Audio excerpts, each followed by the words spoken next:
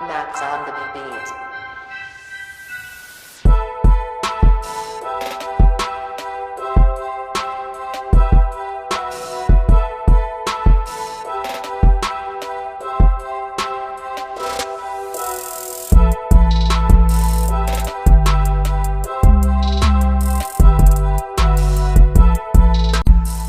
नमस्ते everyone, welcome to episode 4 of Gurukul personality development program. आज हम आपको डे 2B दिखाने वाले हैं, जहां पे आपको दिखेगा कि आशीष ने कौन से मेथड से 2A वाली एक्सरसाइज अप्लाई करी।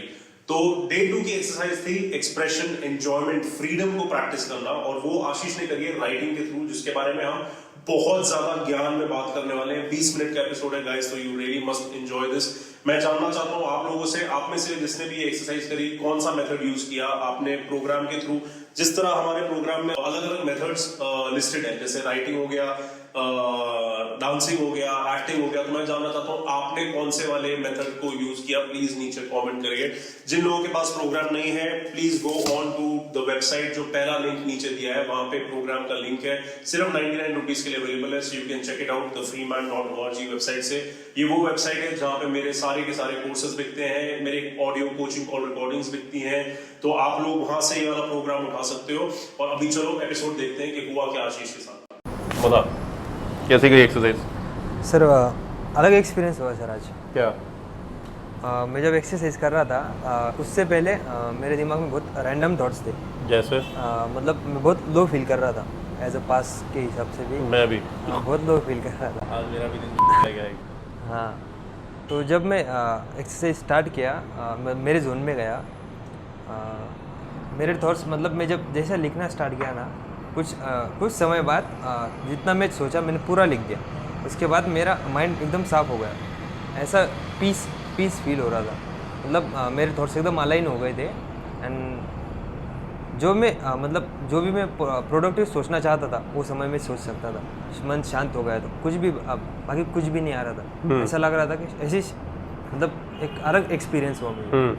मतलब इससे मतलब एक क्या कह सकते हैं अपन, सुकून फील हो रहा था मुझे। सुकून एक्सरसाइज के पहले या एक्सरसाइज करते हुए? और बाद में जब मतलब मैंने पूरा लिखने के बाद, जब मेरा एक पॉइंट पे ऐसा हुआ कि मैं कुछ सोच भी नहीं पा रहा था, एकदम मतलब चिल हो गया, मेरे दिमाग के पूरे थॉट्स एकदम शांत हो गए थे। ऐसा एक टाइम आया, बाद में मैं कुछ सोच भी नहीं पाया। मतलब कुछ सोचना चाहता था मैं, मतलब प्रॉपरली उसके लिए ठंडे दिमाग से सोच सकता था। मतलब कुछ भी प्रोडक्टिव सोचना होता तो उस समय में ठंडे दिमाग से सोच पाता। ऐसी स्टेट आ गई थी मेरे। मैं बाद में लिखना छोड़ दिया, उसी स्टेज को मैं ऐसे फील करने लगा। आंखें बंद की, फिर सोचते दिमाग को एकदम शांत, मतलब ऐसे पीस फील हुआ मुझे। कुछ भी करने का मन नहीं किया। तो जब तूने बोला कि तेरे को बीच में फील हो रहा था एकदम सुकून जैसा लिखने के टाइम, उस टाइम पे लिखने की स्पीड बढ़ गई थी, स्पीड हो गई थी ज़्यादा?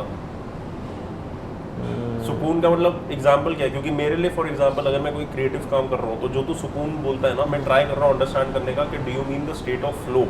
क्योंकि फ्लो एक ऐसा स्टेट होता है जहाँ पे सोचना, फील करना और करना सब साथ में हो रहा होता है। ठीक है, तो समझ ले मैं वीडियो बना रहा हूँ, वीडियो बनाने में कभी कभी मैं कुछ अच्छी चीज़ें बोल देता हूँ जो ऐसा लगता है ठा ठा ठा ठा, एक के ऊपर एक बिल्ड करते करते एक समझ ले मैंने कविता सुना दी।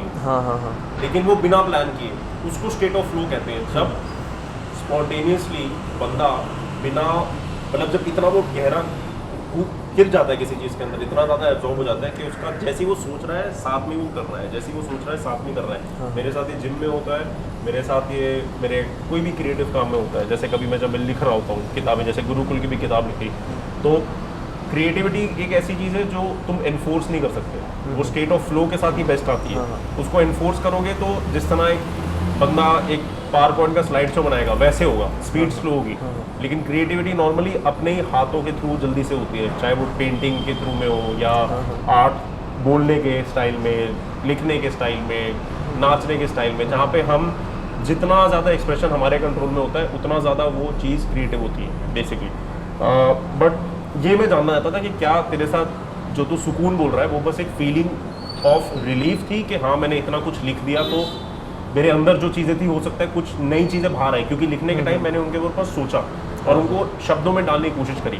है तो वो इमोशन, फीलिंग है, feeling। लेकिन फीलिंग को शब्द हो सकता है तूने दिया ना हो। अब जब तू लिख रहा है तो हो सकता है तूने शब्द देने शुरू हो और तब रिलीफ की फीलिंग आई, क्योंकि ऐसा लगा तूने क्या बोलते हैं वो एक आउटलेट जैसे रिलीज हो गया। जैसे जिम गए तो रिफ्रेश लगता है ना, तो वैसे रिलीज हुआ तेरा। वैसी फीलिंग थी या स्टेट ऑफ फ्लो टाइप की फीलिंग थी? ऐसा पहले ऐसा हुआ कि मतलब जब उठा नॉर्मली मेरे काम में था कि रेडी होना था, उसमें मतलब रैंडम थॉट तो थे ही, पर एज अ कि पास्ट के डैमेज जो हुआ था मुझे, उससे मुझे मतलब वो याद करके मतलब मेरी स्टेबिलिटी बिगड़ रही थी। फिर मैं जब लिखने बैठा ना तो एक टाइम पे ऐसा हुआ कि जो जिसके लिए मैं परेशान हो रहा था उसके आंसर भी मुझे एज अ आपके वीडियो जब देख रहे थे वो मुझे याद आने लगे। मतलब जिससे मैं उसमें भी लिखा वैसे कि मैंने वैसा मतलब मेरी स्टेट को एज अ ऊपर से देखा। अपन जब प्रॉब्लम को एक नज़र से देख मतलब मैग्नीफाई करके देखते हैं ना, तो ऐसा लग रहा कि मैं उसको बहुत ही सीरियस ले रहा हूँ। मतलब एक वो चीज़ बहुत छोटी है और उसको मैंने बहुत ऐसा ऊपर करके दिमाग में चढ़ा दिया, जरूरत से ज़्यादा भाव दे दिया। ठीक है। वो इसमें भी लिखा मैंने। और मतलब तब मुझे ऐसा लगा कि मैं खुद को भी एक अलग पर्सपेक्टिव से देख रहा हूँ, थर्ड पर्सन तब वैसा देख रहा हूँ। मतलब मैं खुद को ही खुद का आंसर दे पा रहा हूँ जो मुझे रिपीटेडली परेशान करता है, खुद को एक आंसर दे पा रहा हूँ। करेक्ट। और ये शक्ति सबके पास है, पता है। हाँ। ये मेरे को भी लगता था हमेशा कि अगर मेरे साथ कुछ बुरा हुआ है तो मेरी लाइफ की पिक्चर में, मेरी लाइफ की मूवी में मैं ही विक्टिम हूँ जिसका मर्डर किया जाता है या जिसका दिल तोड़ा जाता है या जो फेल कर जाता है ज़िंदगी में, मैं ही विक्टिम हूँ। वो कब तक सोच रहती है जब तक मैं बस इसको अपने साथ ही रखता हूँ, और एक बार मैंने वैसे सोच लिया तो वो पिक्चर में बना के रखता हूँ। लेकिन जब मैं इस चीज़ को लिखना या किसी आउटलेट के प्रोसेस में डालने की कोशिश करता हूँ तब मैं अपने आप को उस विक्टिम वाली मेंटालिटी और इमेज से अपने आप को डिटैच कर पाता हूँ एक एक्चुअल प्रैक्टिकल प्रोसेस के थ्रू। चाहे वो लिखना हो गया, चाहे वो खुद से बात करना हो गया, जर्नल अपनी डायरी मेंटेन करनी हो गई। तो जब तू अपने आप को उससे डिटैच करके अपने बारे में लिखता है तो तू third person point of view में कर रहा है, क्योंकि तू सेंट्रल पॉइंट है। किताब ये रही, तू ये रहा, यहाँ पे तेरी लिखने वाली एबिलिटी, तो वो यहाँ से ले रही है, यहाँ डाल रही है। तो जब वो यहाँ से ले रही है क्योंकि वो बाहर से देख पा रही है, तब उसे समझ में आता है कि मैं इतना जरूरत से ज्यादा मैं अपने आप को इसमें भाव डाल रहा हूँ या ये कर रहा हूँ या वो कर रहा हूँ, तो इतना भी बुरा सिचुएशन नहीं है। और लिखते लिखते ये भी समझ में आता है कि मैंने कहाँ गलती करी, जो हो सकता है पहले दिखती नहीं। क्योंकि जब लिख रहे होते हो तो तुम ब्लेम डालने के लिए, अगर फॉर एग्जाम्पल किसी ने कुछ बुरा किया हो, ये तो बस एक एग्जाम्पल है लिखने का। लिखना तो नॉर्मल दिन भी जाते हैं, हर दिन तो हार्ट नहीं टूटता, हर दिन तो पैसा नहीं जाता वगैरह वगैरह। तो हम विक्टिम वाली मेंटालिटी में पूरा भाव अपने को ही देते हैं कि मैं ही हूँ, मेरे साथ ही बुरा हुआ है वगैरह वगैरह, भगवान मेरे साथ क्यों कर रहा है। लेकिन जब अपन third person point of view से कर रहे होते हैं तो जितने भी कैरेक्टर्स हैं ना उस गेम के अंदर, सारे के सारे जो कैरेक्टर्स हैं उनको इक्वल वैल्यू मिलती है। समझ रहा है? और जब इक्वल वैल्यू मिलती है तो क्या होता है कि उनकी भी साइड ऑफ द स्टोरी समझ में आती है कि अच्छा इसलिए इसका हाल ऐसा था, या इसलिए हो सकता है इसने सोचा हो कि ये जो मैंने किया था मेरे को तो नहीं लगा था ये गलत है, लेकिन हो सकता है उसकी नज़रों में ये गलत है। क्योंकि मैंने शायद उसका पॉइंट ऑफ व्यू देखा। तो ऐसे ऐसे अलग चीज़ें होती हैं। तो बता, ठीक है तूने लिखा, बता मेरे को, इंग्लिश में लिखा तूने? यस, मैंने स्टार्ट वही से किया था। जब मैं सवेरे 8 बजे उठा, लो फील किया, तो पहले बस वही डिस्क्राइब किया। उसके बाद प्रॉपरली नरेशन कर लिया। हाँ, जब बात लेने के बाद जब मैं सोफे पे बैठा जस्ट टू एक्सरसाइज स्टार्ट करने के लिए, तब मेरे दिल में दिमाग में इससे आगे मतलब एज ए रिवीजन में अभी तक क्या क्या मेरे दिमाग में चल रहा था वो सब एक जगह पे लाया। वहाँ पे मैं अबाउट माई एक्स जो भी हम में जो अनबन हुई थी जिससे मैं अभी भी परेशान 2 साल बाद, वहाँ पे जो प्लेजर्स की वजह से हम एक दूसरे से अटैच थे, स्पिरिचुअल, मेंटल, फिजिकल जो भी था, मतलब उसके मुझे 2 पहलू दिखे। पहले तो pleasures related to the spiritual, physical and mental. दूसरा साइड था कि लॉन्ग टर्म जहाँ पे वो मुझसे डीप थॉट के साथ कनेक्ट नहीं हो पा रही थी, इसलिए हमारा प्रॉपर रिलेशनशिप जमा भी नहीं। इससे मुझे भी तकलीफ हुई, लॉन्ग टर्म सही नहीं, क्योंकि डीप थॉट भी कनेक्ट नहीं हो रहे थे और हमारे जो कहते हैं ना हम गलत पेड़ के नीचे भोंक रहे थे, एज ए डिजायर्स मैच नहीं हो रहे थे।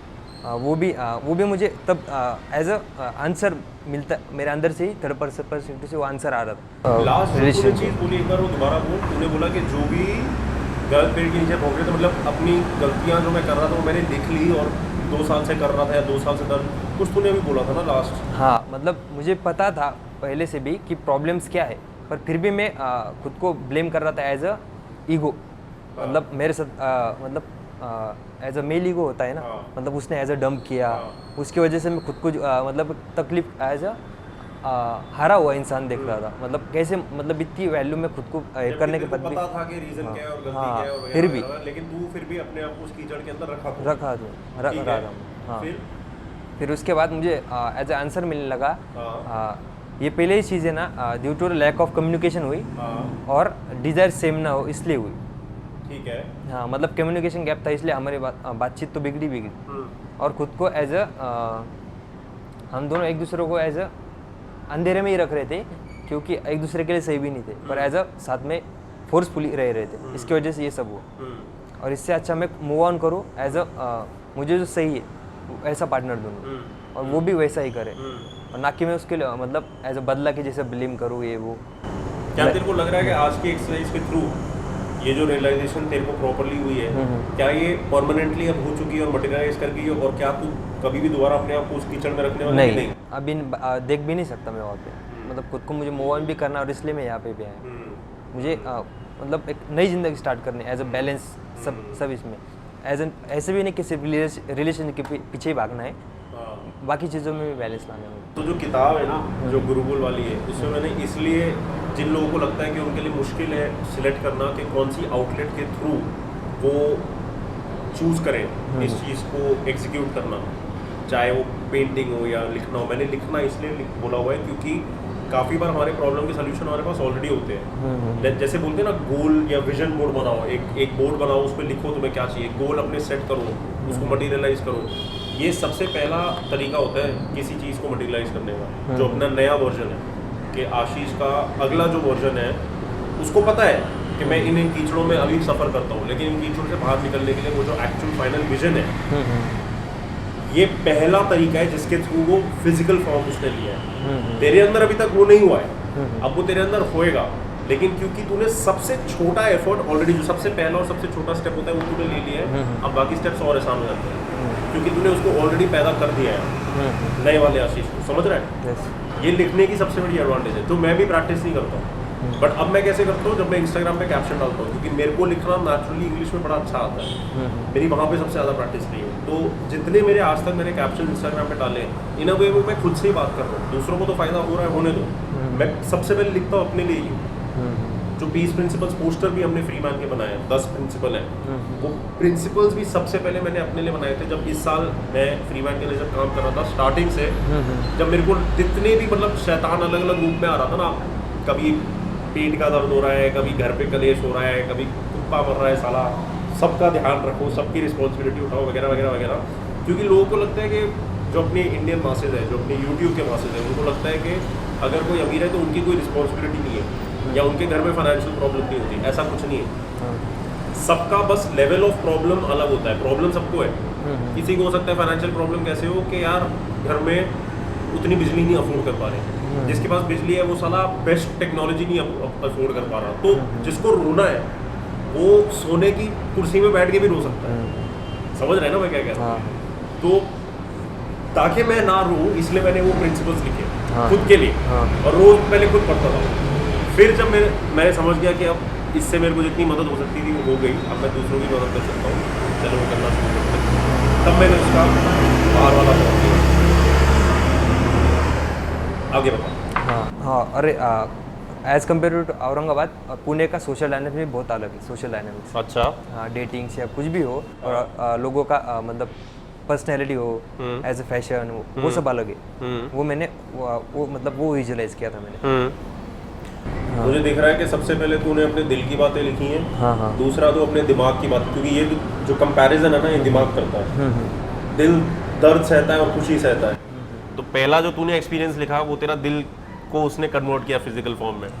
अभी जो तूने मुझे बताया वो कंपैरिजन की बात है, जहाँ पे इनसिक्योरिटी, फियर, ऐसा लगता है कि ये लोग ऊपर हैं, ये लोग नीचे हैं। वो जो कंपैरिजन वाली सोच होती है वो दिमाग करता है, क्योंकि दिमाग क्वांटिफाई करता है सब कुछ को। दिमाग देने के बारे में नहीं सोचता, लेने के बारे में सोचता है, वो दिमाग होता है, क्योंकि दिमाग हर चीज़ का हिसाब रखने की कोशिश करता है। तो दूसरा जो तू लिख रहा है वो दिमाग के बारे में, आगे बता मेरे को क्या है। वही चीज़ एज अ प्रैक्टिकली भी कैसे यूज़ करना है। अब थियोरेटिकल तो सब रट्टा मार लिया ना, प्रैक्टिकली भी कैसे अप्लाई करना है वो उसके बारे में वो भी देखता था। मतलब यूट्यूब पे वो भी मेरे लिखते था, मेरे दिमाग में आया, पूरा विजुअलाइज हुआ कि मैं तब क्या क्या कर रहा था। और जो पास्ट में मैंने गलती की थी एज ए एक वो भी है, अगर वो नहीं होती तो ये मैं कभी सीखने को ये नहीं करता, मेरे पॉइंट फोर्स नहीं करता कभी। Very good. हाँ वो भी सीखा मैंने। ये रियलाइजेशन तुझे आज हुई है? आज भी सच में? सच में लिखते हुए? हाँ लिखते हुए। मतलब सच में? हाँ मतलब वीडियो क्या मैं इसके लिए नहीं, हाँ, मुझे सच में बता रहा है कि ये yes, sir. रियलाइजेशन तुझे आज हाँ, हुई। हाँ. ये बहुत बड़ी रियलाइजेशन है मेरे भाई, क्योंकि इससे ना रेट्रोस्पेक्ट में तू कभी भी गिल्टी नहीं फील करेगा। जैसे फॉर एग्जांपल मैं तेरे को रियल लाइफ का बताता हूँ। वरद हमारी टीम का है, ठीक है, तो वरद आदमी अच्छा है, मैं आदमी अच्छा हूँ, हम दोनों को साथ में काम करना ज़रूरी है in order to create an output जो फ्री मैन के लिए हो, ठीक है। लेकिन हो सकता है हम लोग अच्छे इंसान होते हुए सही फ्रीक्वेंसी में नहीं आ पा रहे ताकि हम उसके अंदर काम कर सकें। तो मैं अगर अपने मन में ज़िंदगी भर ये सोचता रह गया कि ये कमीना है इसकी गलती है, ये सोचता रह गया कि बॉस कमीना है उसकी गलती है, आगे भी जब हम लाइफ में जाएंगे दूसरों को ब्लेम ही करेंगे हम कि ये भी फालतू है और ये भी फालतू है और ये भी फालतू है। लेकिन जो तेरे को रियलाइजेशन हुई है ना, वो बहुत ज़रूरी है कि मेरा जो फेलियर था अगर वो नहीं हुआ होता तो जिस मुकाम पे मैं आज हूँ, और हो सकता है तेरा मुकाम ये था कि किसी तरह तू यहाँ बैठा है मेरे साथ, ठीक है, तेरी पोजीशन में और लोग हैं जो चाहेंगे यहाँ पे बैठना है। मेरी पोजीशन ऐसी कि मैं चाहूँगा कि मैं किसी के साथ भी ना बैठूँ, मैं अकेला बैठूँ ताकि मैं अपने मन, मतलब मेरा इतना मन सुकून हो कि ये जितने ज़िंदगी के ड्रामे मैं ना करूँ, ठीक है। लेकिन मेरे को टाइम है थोड़ा वहाँ तक पहुँचने का कि मैं जंगल में लंगोट पहन के घूमते रहूँ, वो टाइम है थोड़ा। लेकिन ये जो रियलाइजेशन है ना ब्रो, अगर ये सच में तुझे आज हुई है और खुद से हुई है, ये बहुत बड़ी रियलाइजेशन है।